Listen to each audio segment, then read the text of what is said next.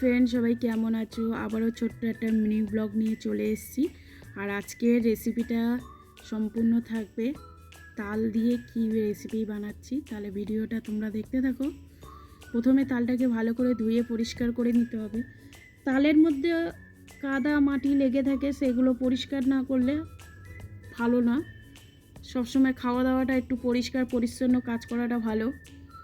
প্রথমে তালটাকে ধুয়ে নিয়ে ভালো করে ছাড়িয়ে চটকে চটকে আমি পাল্পগুলো বার করব। আর ভিডিওটা সম্পূর্ণ দেখতে হবে, না দেখলে কিছুই বুঝতে পারবে না, স্কিপ করবে না। এখানে আমি ঝুরিয়ে নিয়েছিলাম, দেখলাম যে আমার হচ্ছে না, তার জন্য আমি একটা ঘুষুনি দিয়ে ভালো করে আমি তালের এক এক করে পাল্পগুলো বের করে নেব। দেখো সুন্দর করে সব বের করে নিয়েছি, ছেঁকেও নিয়েছি। খুব সুন্দর লাগছে না দেখতে? তাল জিনিসটা সবারই পছন্দ, আমার তো ভীষণ পছন্দ। একটা নারকেল নিয়ে নিলাম, নারকেলটাকে ভালো করে কুড়িয়ে নিয়েছি। আর এখানে হচ্ছে আতর চাল আর সেদ্ধ চাল 250 করে নিয়েছি, নিয়ে আধ ঘন্টা ভিজিয়ে গুঁড়ো করে নেব। তারপরে কড়াইতে একটু তেল, আমার কাছে ঘিটা নেই বলে আমি তেল দিয়েছি, দিয়ে ভালো করে ছাইটাকে মেরে নেব। ছাইটাকে আমি বানাতে গেলে আমি এখানে বাতাসা দিয়েছি। তোমরা কিন্তু সবসময় চেষ্টা করবে বাতাসা খাওয়ার। চিনিটা কিন্তু একদম ভালো না, কোনোটাই ভালো না, তাও তোমাদেরকে বললাম। আমার ছাইটা তৈরি হয়ে গেছে। ওই কড়াইতে পাল্পটা দিয়ে দিলাম তালের, দিয়ে ভালো করে সুন্দর করে ফুটিয়ে নেব। আর এখানে কিন্তু এতটা দেবো না, অর্ধেকটা বড়া বানাবো। এই যে একটু ফুট ধরে গেছে, দেখেছো? যা মানে ফুটছে, গন্ধটা কি সুন্দর। এখানে নারকেল আর একটু চালের গুঁড়ো দিয়ে দিয়েছি, দিয়ে ভালো করে একটা ডো তৈরি করে নিয়েছি।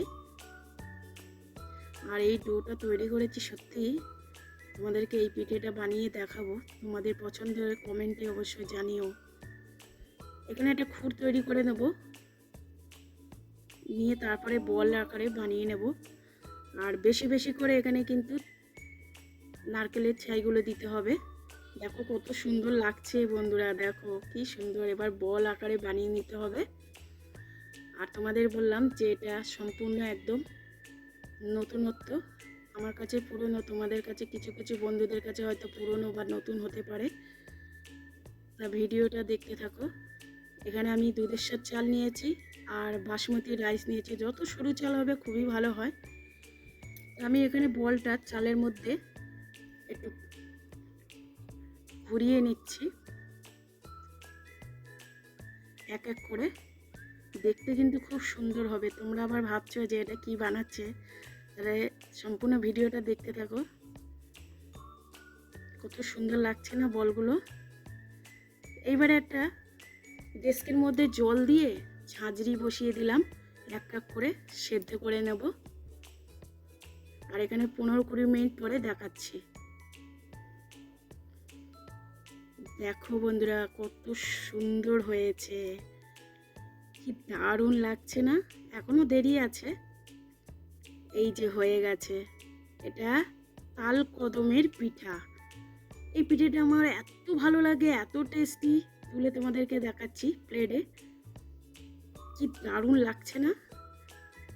অসাধারণ, সেই স্বাদ। সত্যি আমার ভীষণ পছন্দ, ভরপুর একদম। এটা দেখাচ্ছি, দারুণ খেতে, দারুণ।